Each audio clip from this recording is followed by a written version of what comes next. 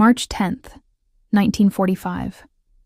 2 hours past midnight in Tokyo's Nihonbashi district. An emergency coordinator's pencil trembled violently as he attempted to record observations in the district logbook, writing words that would echo through generations of Japanese memory. His entry described something that contradicted 4 years of military assurances. The precipitation itself has become flame. The atmosphere we breathe transforms into fire. Through the emergency station's window, he witnessed a phenomenon that defied every government promise about Japanese invulnerability.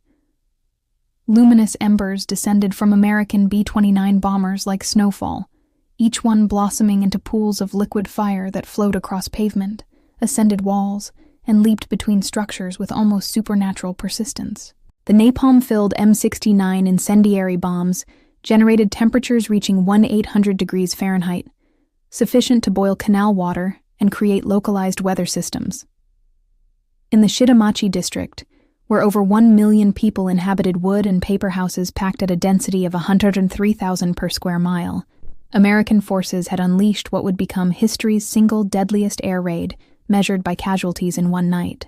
279 Boeing B-29 Superfortresses, from an initial force of 325 that launched, stripped of defensive guns to maximize bomb capacity, were dropping 1,665 tons of incendiaries containing 500,000 individual M69 bomblets onto a 3-by-4-mile rectangle of Tokyo. Japan's entire population had received government assurances that American bombers could never reach their homeland, that even if they somehow managed to arrive, Tokyo's firefighting brigades possessed sufficient capability to handle any conceivable threat. What none of them understood was that this moment would trigger the most profound psychological transformation in modern Japanese history, a systematic demolition of everything they believed about American capabilities, their own invincibility, and the fundamental nature of industrialized warfare. The mathematics of Japan's destruction were being calculated not through military defeats on distant Pacific islands, but in rivers of liquid fire flowing through capital streets, in temperatures that reduced human bodies to ash within seconds, and in production statistics from American factories that would soon reveal the true hopelessness of their strategic position. The seeds of destruction. The collapse had begun months earlier, though few in Japan recognized the signs. By late 1944, the B-29 Superfortress had become operational from bases in the Mariana Islands, Saipan, Tinian, and Guam, captured after brutal fighting that summer. These islands, positioned just 1,500 miles from Tokyo, brought Japan's home islands within range of America's newest and most technologically advanced bomber. Among those preparing for the coming campaign was Major General Curtis LeMay, who assumed command of the 21st Bomber Command on January 20th, 1945. A veteran of European bombing campaigns, LeMay inherited a precision bombing strategy that was failing spectacularly. High-altitude bombing from 30,000 feet had achieved less than 5% accuracy due to a meteorological phenomenon American planners had only recently discovered. The jet stream, with winds reaching 250 miles per hour, that scattered bombs miles from their intended targets. The B-29s themselves, technological marvels that each cost $639,000, equivalent to $11 million in modern currency, were suffering chronic engine failures at high altitude. The Wright R-3350 engines, the most powerful aircraft engines ever mass-produced at that time, had a disturbing tendency to catch fire during the long climbs to bombing altitude. By January 1945, more B-29s had been lost to mechanical failures than to enemy action. But the first genuine shock to Japanese assumptions came from an unexpected source: American chemistry. The science of fire. At Harvard University, a team led by Dr. Louis Fieser had been working since 1942 on a problem designed specifically for Japan. They understood that 90% of Tokyo's buildings were constructed from wood, bamboo, and paper. Traditional incendiary bombs filled with magnesium or thermite burned intensely but briefly, allowing firefighters to contain the damage. What Fieser created was something entirely different: a sticky, jellied gasoline that would adhere to any surface and burn for up to 30 minutes. The formula was deceptively simple: aluminum salts of naphthenic acid and palmitic acid mixed with gasoline. They called it napalm, combining the first syllables of naphthenic and palmitic acid. When Fieser completed the formula on February 14, 1942, he had created what would become one of the most feared weapons of the 20th century. Standard Oil Development Company, working with the Office of Scientific Research and Development, had actually begun developing the M69 delivery system in October 1941, 2 months before Pearl Harbor, suggesting American war planners had long anticipated the need to burn Japanese cities. The revelation of American capabilities began not over Japan, but in the Utah desert. At Dugway Proving Ground, the United States Army had constructed exact replicas of Japanese neighborhoods, complete with tatami mat floors, sliding paper doors, and the precise wood species used in Japanese construction. German architect Erich Mendelssohn, a Jewish refugee who had fled Nazi persecution, was hired to ensure every detail was architecturally accurate. The tests conducted throughout 1943 produced data that would have terrified Japanese leadership had they known. A single M69 incendiary cluster weighing just 500 pounds could reliably start fires across a 2,500 square foot area. The napalm gel would splatter on impact, throwing burning globs up to 100 feet in all directions. Most critically, water would not extinguish it. The burning gel would simply float on water and continue burning, making traditional Japanese firefighting methods completely useless. The mathematical certainty of destruction.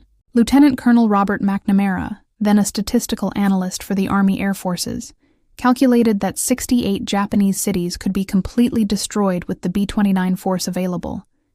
His analysis, presented to LeMay in February 1945, showed that switching from high-altitude precision bombing to low-altitude incendiary attacks could increase destruction efficiency by 500%. The Japanese, meanwhile, remained dangerously ignorant of these preparations. Colonel Shigeo Nakajima, head of Tokyo's air defense, would later admit in captured documents, "We believed the Americans would continue high-altitude daylight precision bombing as they had conducted in Europe. The possibility of low-altitude night incendiary raids was never seriously considered as a viable threat." February 25, 1945, Tokyo. The first major incendiary test arrived without warning or precedent. 231 B-29s dropped 453 tons of incendiaries on a 1-square-mile section of Tokyo, destroying 28,000 buildings and killing 3,000 people. This was merely LeMay's experiment, testing whether Japanese air defenses could effectively handle low-altitude attacks. Police photographer Koyo Ishikawa, documenting the damage the next morning, noticed something unprecedented in his professional experience. The fires had not simply burned buildings in conventional patterns. They had created their own wind systems. Immense incandescent vortices rose in several places, he recorded, sucking whole blocks of houses into a maelstrom of fire. The Japanese military response revealed fatal misconceptions about American capabilities and intentions. General Masakazu Kawabe, deputy chief of the Army General Staff, dismissed the raid as harassment. He assured Emperor Hirohito that Tokyo's 8,000 firefighters, organized into neighborhood brigades, could handle any American incendiary attack through traditional methods. The government distributed wooden buckets and sand to civilians, conducting daily drills where housewives practiced beating out flames with wet mops. But nothing in their preparations could account for the intelligence network that guided American targeting, the intelligence advantage. Japanese Americans recruited from internment camps were translating captured documents, identifying industrial targets dispersed among residential areas. Sergeant Ben Kuroki, who flew 58 combat missions despite his family being interned, later revealed, "We knew exactly where every small factory was hidden, every workshop operating in someone's home." The Japanese thought dispersal would protect their industry. Instead, it gave LeMay the justification to burn entire cities. The Joint Target Group in Washington had spent 2 years analyzing Japan's urban infrastructure using pre-war insurance maps, tourist guidebooks, and business directories.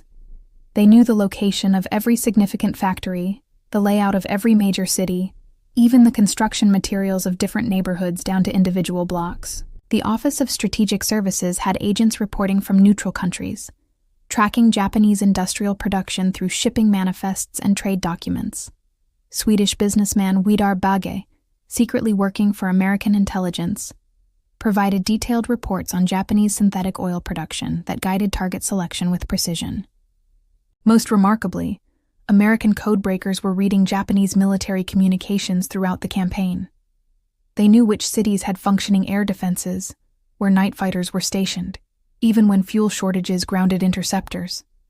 This intelligence allowed LeMay to route bombers around defenses and strike when Japanese fighters couldn't respond effectively. The Night of Fire. March 9, 1945. 5:35 p.m., Guam's North Field. The first B-29, nicknamed Dauntless Dottie, began its takeoff roll. Over the next 2 hours and 45 minutes, 325 superfortresses would launch from 3 islands, Guam, Saipan, and Tinian, converging on Tokyo in the largest concentrated raid ever assembled to that point in military history.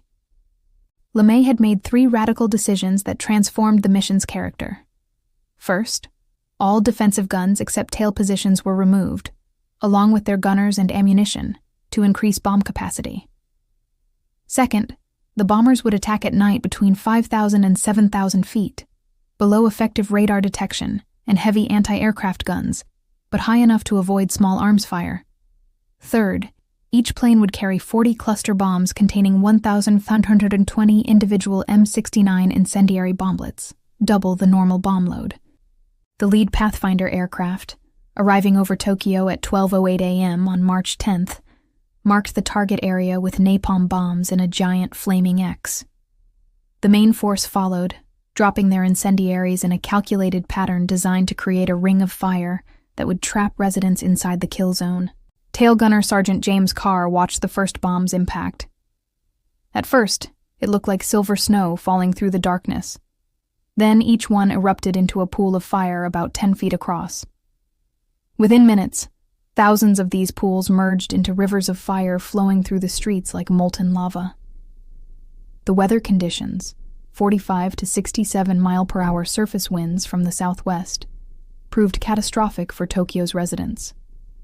These natural winds, combined with the firestorm's convection currents, created what pilots described as solid sheets of flame leaping 300 feet into the air. As the bombers passed over Tokyo Bay after completing their runs, their crews witnessed something that defied their understanding of physics. The fires were creating their own weather system, a phenomenon scientists would later term a firestorm. Superheated air rose so violently that it created hurricane-force winds at ground level, sucking oxygen from shelters and feeding the flames with fresh air in a self-perpetuating cycle of destruction. The experience of annihilation. B-29 pilot Robert Morgan, who had previously flown the famous Memphis Belle in Europe, recorded, "At 5,000 feet, the thermal updrafts were so violent they threw our 140,000-pound bomber around like a leaf in a tornado. The turbulence was worse than any anti-aircraft fire I experienced over Germany. You could smell burning flesh at altitude." The target area, the Shitamachi district, contained not only dense residential housing, but also thousands of small workshops that produced components for Japan's war industry. The government had deliberately dispersed production after the 1942 Doolittle raid, believing this would protect manufacturing capability from American bombing. Instead, this dispersion gave LeMay the rationale to target entire residential districts as legitimate military objectives. Radio operator. Staff Sergeant Carl Barthold monitored Japanese civilian defense frequencies throughout the raid. At first, there was organized chatter, fire brigades coordinating responses, district commanders issuing orders. Within 30 minutes, it turned to panic, then screaming, then silence. One by one, the radio stations went dead as the fire consumed their positions. The firestorm's intensity exceeded all predictions and previous experience.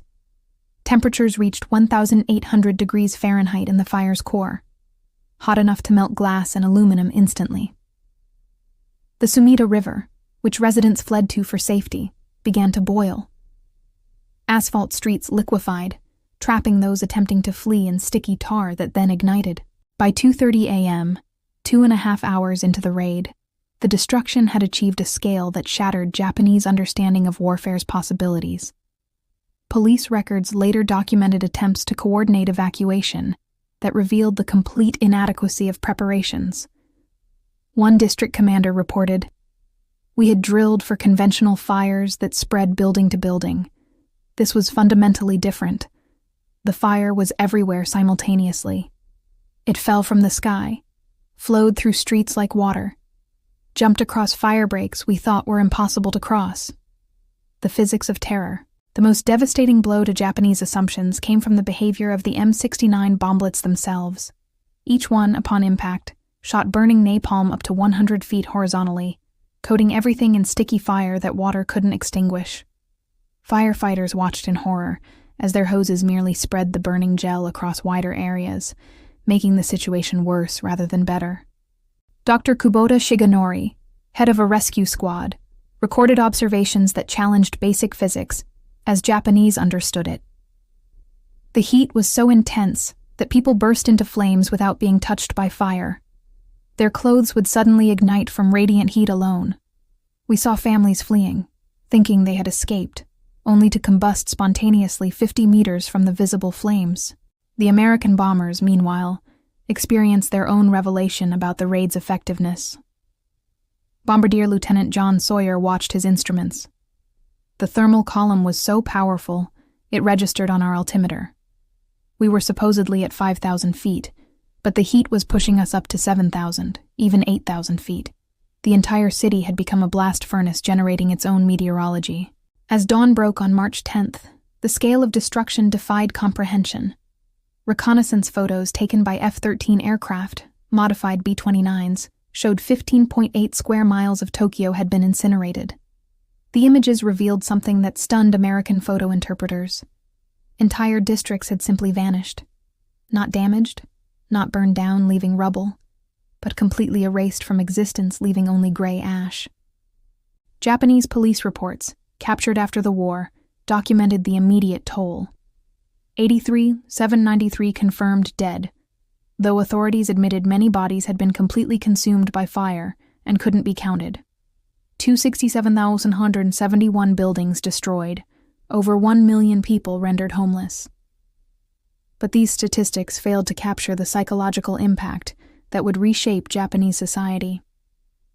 Voices from the ashes. 16-year-old Sachiko Masako, who survived by submerging herself in a water tank until the fire passed, emerged to find her entire neighborhood gone. There were no landmarks, no streets, just gray ash as far as I could see. I couldn't find where my house had been. Every reference point had vanished. Everyone I knew was dead or missing. The breakdown of civil authority was immediate and complete. Tokyo's fire department, which had confidently assured citizens they could handle any air raid, ceased to exist as an organized force within 2 hours of the raid's commencement. Of 8,000 firefighters, over 1,000 died in the first night, with hundreds more severely burned. Their equipment, mostly hand-drawn pumps and wooden ladders, proved utterly useless against napalm. In the days following March 10th, Tokyo faced a crisis that exposed the fragility of Japanese preparations for total war. The government had no contingency plans for casualties on this scale. Makeshift morgues were established in schools, temples, and parks. Bodies were stacked in ways that shocked even hardened officials, awaiting mass cremation that would take weeks to complete. The psychological impact on survivors proved as devastating as physical destruction. Yoshiko Hashimoto, searching for her mother among thousands of corpses, described scenes that challenged human comprehension. The bodies were all black, shrunken to the size of children. You couldn't tell men from women, adults from children. Some were fused together in embraces, families who died holding each other in their final moments. The government's response revealed its complete unpreparedness for warfare on this scale. Emperor Hirohito, touring the destroyed areas on March 18th, was visibly shaken. His aide, Marquis Kido, recorded, "His Majesty stood silent for a long time, then said, 'Tokyo has become a burned field. The capital of the empire has become a burned field.'" Yet even this devastation failed to immediately change Japanese military strategy. The government ordered increased production of bamboo spears for civilians to repel the anticipated American invasion, while simultaneously suppressing information about the raid's true scale. Newspapers were forbidden to publish casualty figures or photographs of the destruction. The campaign expands. The systematic destruction of Japan's cities followed a carefully planned schedule that demonstrated American industrial capacity and strategic ruthlessness. On March 11th, even as Tokyo still smoldered, 285 B-29s struck Nagoya, center of Japan's aircraft industry. The Mitsubishi engine plant, which produced 40% of Japan's aircraft engines, took direct hits from 1,138 tons of incendiaries. Factory worker Tanaka Hidoshi watched from a hillside as his workplace vanished. The Americans dropped fire in perfect patterns like farmers planting rice. Each bomb created a square of fire, and the squares merged into an ocean of flame. In 20 minutes, factories that took years to build were gone forever. The campaign's industrial logic was relentless and systematic. Osaka, Japan's second-largest city and center of textile production, received 274 B-29s on March 13th. The raiders destroyed 8.1 square miles, eliminating 134 war-related factories. Kobe, the major port and shipbuilding center, lost 7 square miles on March 16th, including the Kawasaki submarine yards and aircraft factories. The precision of American target selection revealed an intelligence network the Japanese hadn't imagined possible. Small workshops hidden in residential areas, unmarked factories in converted schools, even individual homes where families assembled aircraft components, all were systematically identified and destroyed. Post-war investigations revealed that American intelligence, aided by pre-war business records and Japanese-American translators, had mapped Japan's entire industrial infrastructure down to individual addresses. By April 1945, the cumulative impact of firebombing was producing what Japanese military psychiatrists termed spiritual collapse among the civilian population. Secret police reports discovered after the war documented increasing defeatism, with citizens openly questioning whether the emperor was divine if he couldn't protect them from American bombs. Lieutenant General Noritake Tazo, responsible for air defense of the homeland, admitted in a post-war interrogation, "After the March raids, I knew we could not win. The Americans could destroy any city at will. We had no defense against night incendiary attacks." Psychological warfare through prediction. The most devastating blow to Japanese morale came from an unexpected source. American leaflets dropped before raids. These warnings, initially dismissed as propaganda, began accurately predicting which cities would be destroyed. The psychological impact of knowing destruction was coming, but being powerless to prevent it proved crushing to national morale. Dr. Masao Maruyama, a political scientist who survived the raids, later wrote, "The leaflets destroyed our concept of honorable death in battle. This wasn't warfare as we understood it. It was scheduled extermination. The Americans announced they would burn our cities, and then they did exactly that with mechanical precision. We were not defeated in combat. We were processed for destruction." The statistics of the expanding campaign defied Japanese comprehension. After the initial March fire blitz that destroyed 32 square miles in 10 days, LeMay systematically worked through Japan's urban centers. By May, with major cities largely destroyed, the campaign shifted to secondary targets, 58 cities with populations between 60,000 and 350,000. On May 29th, 517 B-29s struck Yokohama in daylight, escorted by 101 P-51 Mustang fighters operating from newly captured Iwo Jima. This raid introduced another psychological blow: American fighters over Japan, something the military had assured citizens was impossible due to distance. The presence of escort fighters meant B-29s could bomb in daylight with virtual impunity. The mathematics of industrial warfare. The mathematics of destruction accelerated beyond Japanese ability to respond or even comprehend. In May alone, American bombers destroyed 94 square miles of urban area. June saw another 89 square miles incinerated. By July, B-29s were running out of targets, forcing mission planners to revisit cities already burned to destroy rebuilding efforts. The August 1st, 1945 raid demonstrated American productive capacity at its peak. 836 B-29s attacked 4 cities simultaneously in the largest raid of the war. Hachioji, a city of 80,000 west of Tokyo, was 80% destroyed in a single night. Toyama, an aluminum production center, suffered 99.5% destruction, the most complete annihilation of any city in the war. Throughout the campaign, individual testimonies revealed the human cost of industrial warfare that statistics could never capture. Katsumoto Saotome, a 12-year-old during the Tokyo raid, dedicated his life to documenting survivor accounts. By 2002, he had collected over 3,000 testimonies, preserving voices that official histories ignored. Haruyo Nihei, 8 years old during the March 10th raid, provided one of the most detailed survivor accounts. Fleeing with her family, she became separated in the chaos. The wind was so strong it lifted people off their feet. I saw a woman with a baby on her back burst into flames. The baby was screaming. Then suddenly both were silent, just black shapes falling to the ground. She survived by chance when her father, whom she didn't recognize in the darkness and chaos, threw himself over her as burning debris fell. They were buried under other bodies, which shielded them from the heat. I could hear people above us praying, screaming, then nothing. When we finally crawled out at dawn, we were covered in the melted fat of those who had protected us. Trauma that never heals.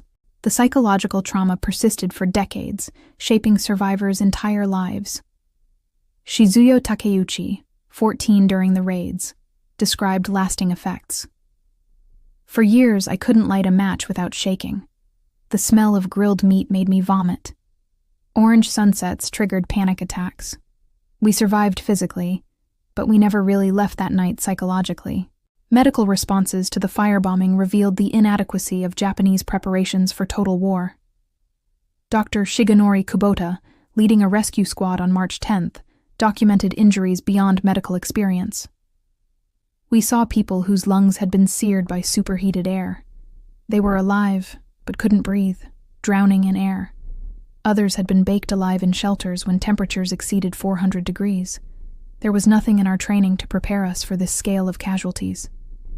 The handful of hospitals that survived were overwhelmed within hours. Surgical supplies exhausted immediately. Burn treatment facilities designed for dozens of patients received thousands. Medical staff made brutal triage decisions, focusing on those with survivable injuries while leaving severe burn victims to die without morphine. Nurse Takahashi Aiko, working at Tokyo Imperial University Hospital, recorded, "We ran out of morphine in the first hour, bandages in the second. By dawn, we were tearing up our own uniforms for dressings. The screaming never stopped. When I finally collapsed from exhaustion 2 days later, I could still hear it in my sleep." The intelligence machine. Behind the bombing campaign lay an intelligence operation of unprecedented scope and sophistication.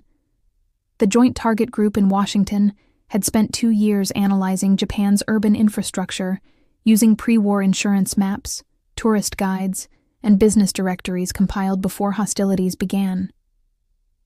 They knew the location of every significant factory, the layout of every major city, even the construction materials of different neighborhoods. Japanese-American linguists, recruited from internment camps where their families remained imprisoned, provided crucial intelligence. Sergeant Roy Matsumoto, whose family was held at Jerome, Arkansas while he served in Burma, later revealed, "We translated captured documents showing where factories had relocated. A diary from a dead soldier might mention his sister working at a hidden aircraft parts shop. Every piece of information went into target folders." The Office of Strategic Services had agents reporting from neutral countries, tracking Japanese industrial production through shipping manifests and trade documents. This intelligence network operated globally, piecing together Japan's industrial capacity from fragments of information. Most remarkably, American codebreakers were reading Japanese military communications throughout the campaign. They knew which cities had functioning air defenses, where night fighters were stationed, even when fuel shortages grounded interceptors. This intelligence allowed LeMay to route bombers around defenses and strike when Japanese forces couldn't effectively respond. Weaponizing weather. Meteorology became a weapon as devastating as napalm itself. American weather officers had discovered they could predict optimal firestorm conditions: low humidity, high winds, and clear skies. They timed raids to coincide with weather patterns that would maximize fire spread and minimize Japanese defensive capabilities. The March 10th Tokyo raid succeeded partly because meteorologists predicted the strong southwestern winds that drove the firestorm to unprecedented intensity. Captain Robert Nelson, chief weather officer for 21st Bomber Command, later explained, "We knew those winds would turn individual fires into a single conflagration. We literally weaponized the weather itself." Japanese authorities, lacking sophisticated meteorological services, couldn't predict when conditions favored firestorm formation. They maintained the same civil defense procedures regardless of weather, not understanding that certain atmospheric conditions made firefighting impossible regardless of effort. The Americans even manipulated weather perception strategically. They deliberately conducted nuisance raids during poor weather, forcing Japanese defenders to maintain alerts during storms. Then, when perfect firestorm conditions arose, defenses were exhausted from false alarms and couldn't respond effectively. By July 1945, American firebombing had achieved its strategic objective: the complete collapse of Japanese civilian morale and industrial capacity. Secret police reports showed only 32% of civilians believed Japan could achieve anything resembling victory. War production had fallen to 15% of 1944 levels. Over 8.5 million people were homeless, living in makeshift shelters or fleeing to the countryside. The nuclear context. The nuclear attacks on Hiroshima and Nagasaki, while shocking in their technological novelty, actually killed fewer people than the firebombing campaign. Hiroshima's death toll of approximately 146,000 and Nagasaki's 80,000 combined were less than the 330,000 to 900,000 killed by conventional bombing. Yet it was the combination, the demonstration that America possessed both unlimited conventional destructive capacity and revolutionary new weapons, that finally convinced Emperor Hirohito to surrender. In his August 15, 1945 surrender broadcast, Hirohito specifically referenced a new and most cruel bomb. But privately, he had been more influenced by the systematic destruction of Japan's cities. According to his aide Marquis Kido's diary, His Majesty said the American firebombing showed they could destroy Japan completely without invading. The atomic bomb simply made the destruction faster and more efficient. Industrial achievement and moral questions. The B-29 campaign represented the largest industrial undertaking in history to that point. The program cost $3 billion, equivalent to $50 billion today, more than the Manhattan Project that developed the atomic bomb. Boeing, Bell, Martin, and Fisher built 3,970 B-29s at 4 massive plants.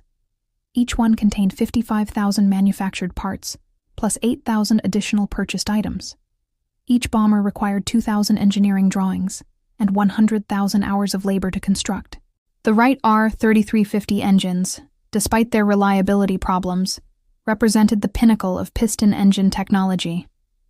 18 cylinders producing 2,200 horsepower each gave the B-29 a range of 3,250 miles with a 20,000-pound bomb load, capabilities that Japanese engineers couldn't match. The logistical achievement matched the industrial effort. Building airfields on Saipan, Tinian, and Guam required moving 11 million cubic yards of earth and coral. North Field on Tinian became the world's largest airport, with 6 8,500-foot runways handling 269 B-29s simultaneously. Engineers installed 15,000 miles of communications wire and built fuel farms holding 16 million gallons of aviation gasoline. The very existence of this infrastructure in the middle of the Pacific Ocean demonstrated American capabilities beyond Japanese comprehension. Admiral Sumu Toyota later admitted, "We couldn't build a single adequate airfield on islands we had held for decades. The Americans built dozens on islands they had just captured while still actively fighting. We fundamentally misunderstood their industrial capacity." The decision to surrender. The decision to surrender, debated in the Supreme Council for the Direction of the War, was fundamentally shaped by the firebombing campaign's cumulative effect. Navy Minister Admiral Mitsumasa Yonai argued, "The B-29s have already destroyed most of our cities. The atomic bomb simply makes the destruction more efficient. We cannot defend against either conventional or nuclear attack." War Minister General Korochika Anami, the strongest opponent of surrender, had received reports that America had sufficient incendiaries to destroy every city and town in Japan. His intelligence staff calculated that at current production rates, the Americans could maintain the bombing campaign indefinitely. The most influential voice was Prince Fumimaro Konoe, who told Emperor Hirohito, "The American bombing has already destroyed Japan's ability to wage war. Continuing means not defeat but annihilation. Every week of delay means another city erased from existence." On August 10, 1945, during the climactic Imperial Conference, Hirohito made his decision. "I cannot bear to see my innocent people suffer any longer. Continuing the war means only that more Japanese blood will be shed for no purpose." The aftermath. When American occupation forces entered Japan in September 1945, they discovered the true extent of destruction their campaign had achieved. General Douglas MacArthur's staff found that 40% of Japan's urban area had been destroyed. In the 66 targeted cities, 2.5 million buildings had been razed. Industrial production had fallen to less than 10% of capacity. The human toll became clearer through Japanese municipal records. Official counts listed 330,000 dead from conventional bombing, but detailed municipal records suggested deaths between 500,000 and 900,000, when including those who died later from injuries. Millions more suffered permanent injuries, burns, respiratory damage from smoke inhalation, psychological trauma that would last lifetimes. American engineers surveying the damage were shocked by their own success. Colonel John Montgomery, inspecting Tokyo, wrote, "There are areas of 8 to 10 square miles where absolutely nothing remains. Not rubble, not foundations, just gray ash several inches deep. It looks like the surface of the moon." The United States Strategic Bombing Survey, conducted immediately after surrender, concluded that Japan would have surrendered by November 1945 without atomic bombs or invasion, based solely on the conventional bombing campaign and naval blockade. Preservation of memory. In the decades after the war, survivors of the firebombing organized to preserve their experiences for future generations. Katsumoto Saotomi established the Center of the Tokyo Raids and War Damages in 2002, creating an archive of over 3,000 survivor testimonies. His work revealed stories official histories had ignored or suppressed.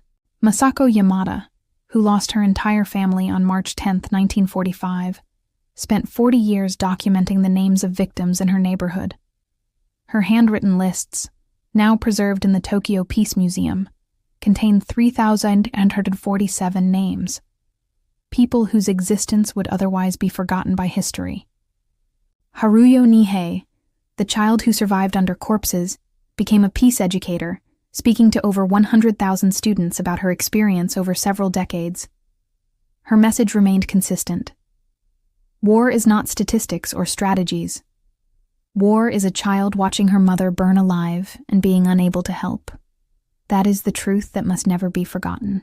The testimonies reveal permanent psychological damage across generations. Survivors reported lifelong phobias of fire, inability to attend fireworks displays, panic attacks triggered by air raid sirens used for fire drills. Many never spoke of their experiences until decades later, the trauma too profound for words. Technical innovation and legacy.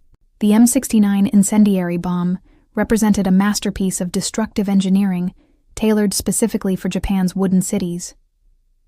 Each bomblet contained 2.6 pounds of napalm gel in a 20-inch hexagonal steel pipe. The genius lay in the delivery mechanism. 38 bomblets packed in an E-46 cluster that opened at 2,000 feet, scattering the M69s over a wide area. Upon impact, a 3 to 5 second delay fuse ignited white phosphorus, which shot the napalm gel through the tail of the bomb. The gel, heated to 800 to 1200 degrees Celsius, sprayed in a 100-foot stream, coating everything it touched. The napalm would burn for 15 to 30 minutes, far longer than conventional incendiaries. Testing at Dugway Proving Ground had perfected the formula through systematic experimentation. Scientists discovered that adding polystyrene to the napalm created a substance that stuck more effectively to surfaces. They tested different concentrations until achieving the optimal balance between adherence and spread. The cluster bomb pattern was mathematically calculated for maximum coverage.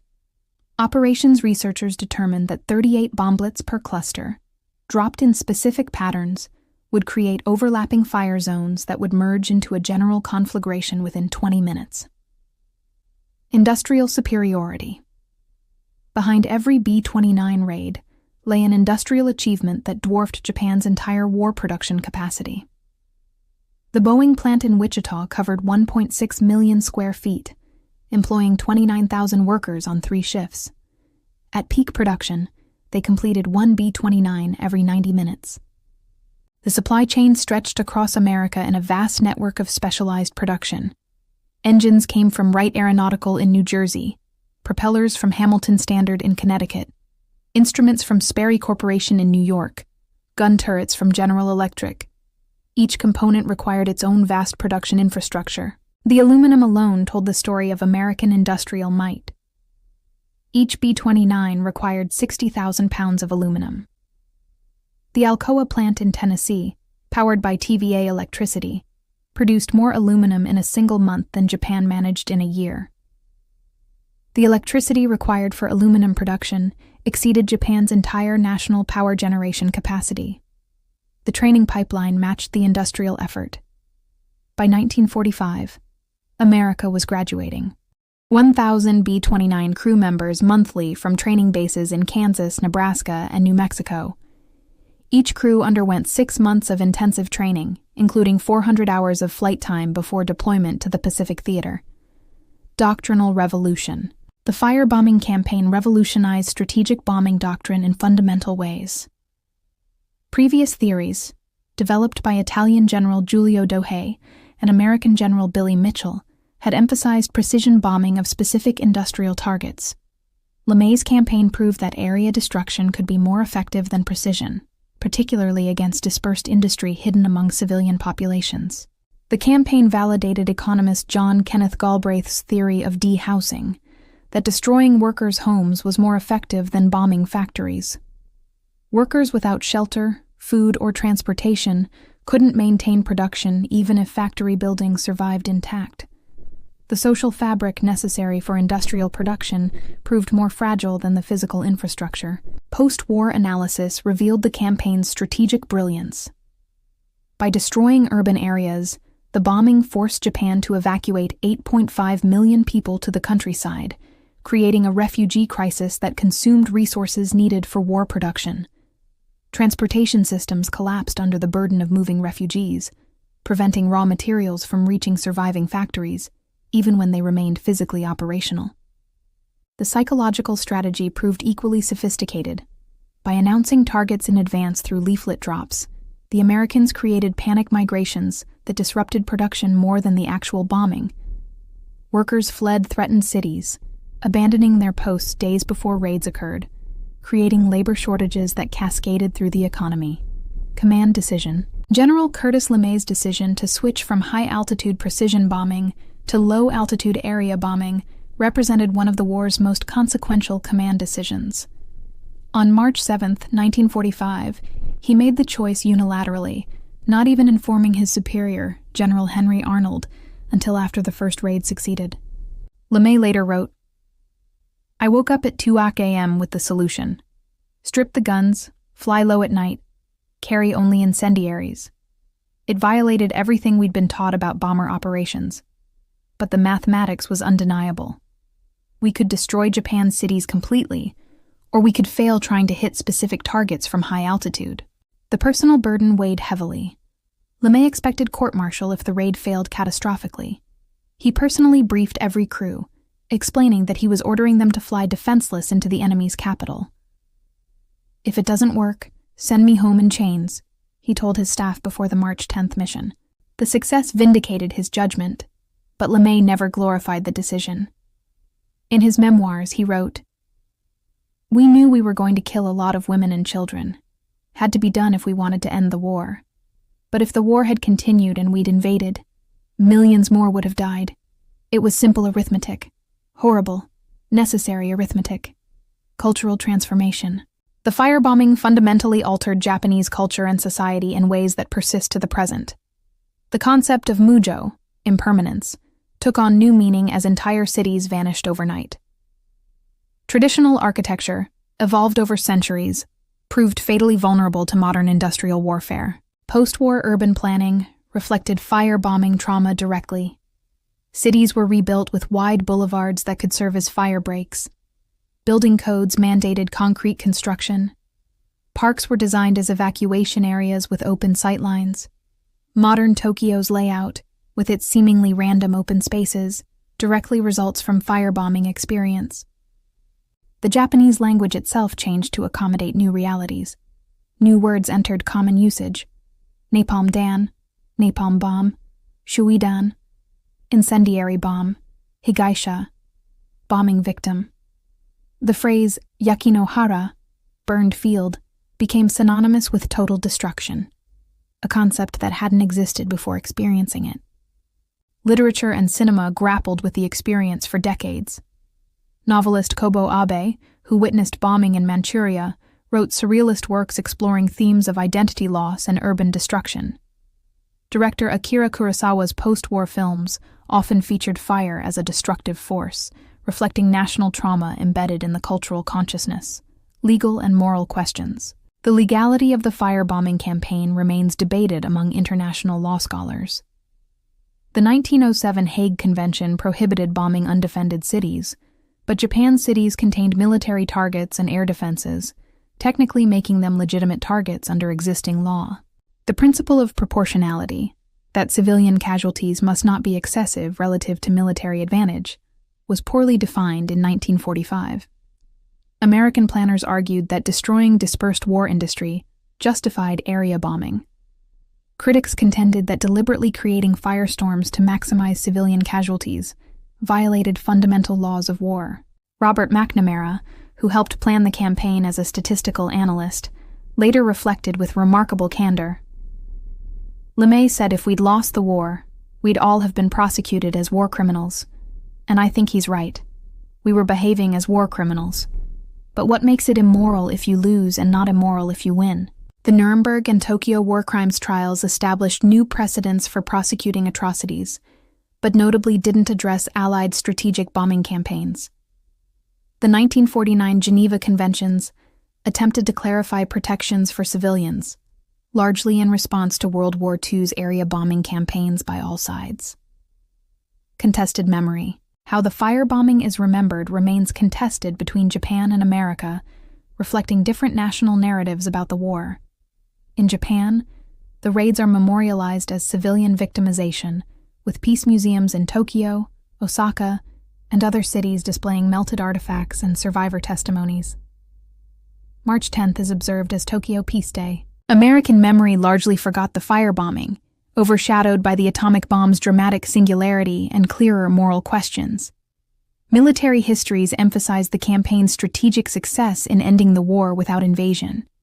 The moral questions that tormented McNamara rarely enter public discourse or popular consciousness.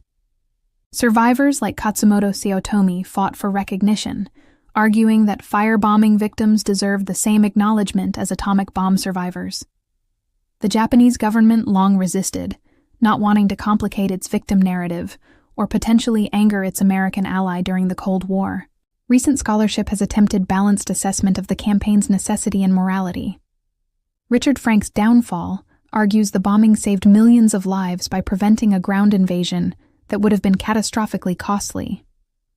Mark Selden's work emphasizes the deliberate targeting of civilians and questions whether such extreme measures were truly necessary. The debate continues without resolution, reflecting fundamental tensions between military necessity and humanitarian principles that persist in modern warfare. Technological legacy. The firebombing campaign's technological innovations influenced warfare for generations. Napalm, perfected for Japan's wooden cities, became a standard weapon used extensively in Korea and Vietnam. The cluster bomb concept evolved into modern precision-guided munitions that dominate contemporary warfare. The operational research methods developed to plan raids, statistical analysis, probability calculations, systems optimization, became standard military practice worldwide. McNamara later applied these same analytical methods as Secretary of Defense, with controversial results in Vietnam that demonstrated the limitations of purely quantitative approaches. Weather prediction for military operations advanced significantly through the firebombing campaign. The techniques developed to predict firestorm conditions contributed to modern meteorological science. Understanding of fire behavior, urban conflagration patterns, and thermal effects influenced urban planning and fire safety regulations worldwide. The B-29 itself, despite its Pacific War success, quickly became obsolete in the emerging jet age. But the industrial mobilization required to produce it demonstrated American capacity for rapid technological achievement, setting the stage for the post-war aerospace industry and eventual space program. Statistical reality. Final casualty figures from the firebombing campaign remain disputed due to incomplete records and the complete incineration of many victims, but documented evidence provides minimum numbers. The United States Strategic Bombing Survey counted 330,000 dead and 476,000 injured from conventional bombing. Japanese government statistics suggested 500,000 dead. Some historians estimate up to 900,000 deaths when including delayed mortality from burns, smoke inhalation, and disease. Beyond immediate deaths, the campaign created 8.5 million refugees, 30% of Japan's urban population. 2.5 million buildings were destroyed across 66 cities. Economic losses exceeded 25% of national wealth. Industrial production fell to 10% of capacity by war's end. The psychological toll proved immeasurable in quantitative terms. Dr. Masahiro Yamamoto's post-war study of 10,000 survivors found 73% suffered chronic anxiety, 61% reported recurring nightmares, and 44% showed symptoms of what would now be diagnosed as post-traumatic stress disorder. These traumas passed to subsequent generations through family dynamics and cultural memory, shaping Japanese society in ways that persist. Medical consequences endured for decades. Survivors showed elevated rates of respiratory disease from smoke inhalation, chronic pain from burn injuries, and increased cancer incidence possibly related to toxic exposures. The Japanese government provided no comprehensive medical care for firebombing survivors, unlike atomic bomb victims who received special medical benefits, an inequity that survivors' groups contested for decades. Personal reflections. Curtis LeMay never apologized for the firebombing, but acknowledged its moral weight throughout his life. In his autobiography, he wrote, "Every soldier thinks something of the moral aspects of what he is doing, but all war is immoral, and if you let that bother you, you're not a good soldier." His deputy, Brigadier General Thomas Power, was more reflective in private conversations. "We killed more Japanese civilians in the firebombing than died in Hiroshima and Nagasaki combined. We knew what we were doing. The idea was to kill enough people that Japan would surrender. It worked, but at what cost to our humanity?" Japanese perspectives evolved over decades of national reflection. Initially, survivors focused exclusively on victimization. Later, some acknowledged Japan's military aggression had invited retaliation. Sayotomi Katsumoto argued for universal lessons. The firebombing shows what modern war means, the complete destruction of civilian society. This is why we must never have another war. American airmen who participated showed varying responses to their role. Some maintained the bombing was necessary to end the war and save lives through deterring invasion. Others struggled with guilt throughout their lives. Tail gunner Joseph Majeski never spoke of his missions until near death. "I saw the fires we set. I knew people were dying down there, women, children. You do what you have to in war, but it stays with you forever." Historical assessment.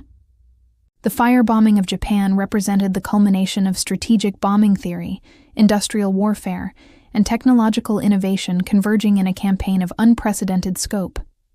In 9 months, American forces dropped 158,000 tons of bombs, destroying 175 square miles of urban area across 66 cities. The campaign killed more Japanese civilians than 2 years of ground combat across the Pacific Theater. The operation succeeded through meticulous planning, overwhelming industrial capacity, and radical tactical innovation. LeMay's decision to abandon established doctrine, stripping defensive weapons, flying at low altitude, concentrating on area destruction, doubled bombing effectiveness virtually overnight. The development of napalm created a weapon perfectly suited to Japan's wooden cities, while the M69 delivery system maximized coverage and fire propagation. Yet success came through deliberately targeting civilian populations. The dispersal of Japanese industry among residential areas provided rationale, but not necessarily moral justification, for burning entire residential districts. The campaign's architects knew they were killing non-combatants on a massive scale, and proceeded anyway, calculating that civilian deaths would force surrender faster than continued military operations. Voices that must be heard. The survivors' testimonies, Haruyo Nihei pulled from under corpses, Yoshiko Hashimoto finding her mother's charred body, Katsumoto Saotomi running through seas of flame, humanized statistics that otherwise numb comprehension. Their accounts preserve the reality of industrial warfare. Not abstract strategy executed from conference rooms, but children watching parents burn alive while unable to help. Modern Tokyo bears hidden scars of the firebombing throughout its landscape. Parks and wide boulevards mark former fire zones. Memorials list names of neighborhoods that vanished completely. Elderly survivors still flinch at sirens, avoid grilled food, fear orange sunsets. The trauma embedded itself permanently in Japanese culture, shaping post-war pacifism and the complex relationship with former enemies. The strategic success, forcing surrender without invasion, must be weighed against moral costs that defy easy calculation. The campaign proved that area bombing could destroy nations' capacity to wage war, but raised fundamental questions about limits in warfare that remain unresolved. McNamara's late-life admission, "We were behaving as war criminals," reflects tensions between military necessity and human morality that persist in contemporary conflicts. Conclusion: Fire and memory. The firebombing campaign stands as history's most destructive application of conventional weapons against urban populations. It demonstrated both American industrial might at its peak and warfare's descent into calculated destruction of entire societies. The fires that consumed Japanese cities burned away illusions about modern war's true nature, not conflict between uniformed armies on battlefields, but systematic destruction of civilian populations and urban infrastructure. In the end, Japan never expected American napalm to make rain itself catch fire, to create temperatures that boiled rivers, to generate weather systems with cyclonic winds, to produce fires that consumed oxygen from underground shelters. They prepared for conventional war as they understood it, and faced instead the complete erasure of their cities by an enemy whose industrial capacity exceeded their comprehension. The legacy remains contentious, the moral questions fundamentally unanswered, but the voices of survivors, preserved through decades of testimony and documentation, ensure the human cost won't be forgotten. As Katsumoto Saotome wrote before his death, "I tell these stories not for sympathy, but for warning. This is what war becomes when technology serves destruction without restraint. May humanity never again unleash such fires."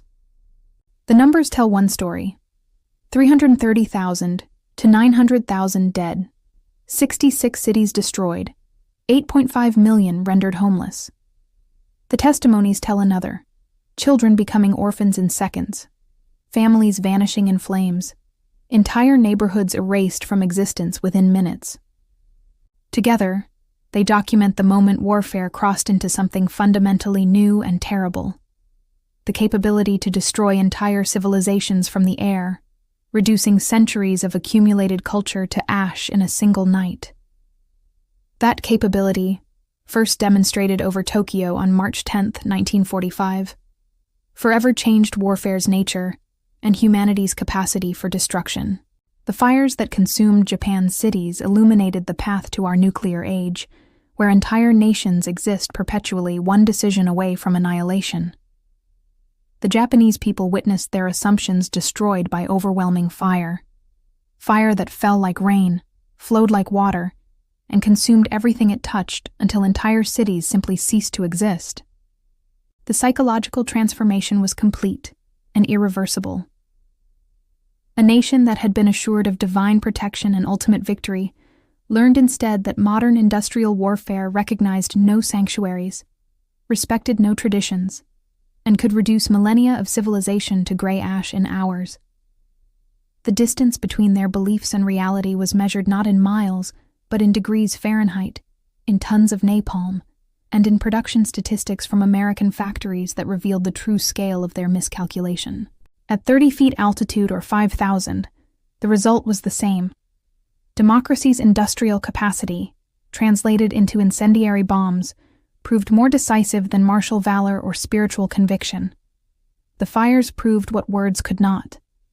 That total war in the industrial age meant total destruction, and that survival required surrender to forces that could not be defeated, only endured or escaped through capitulation.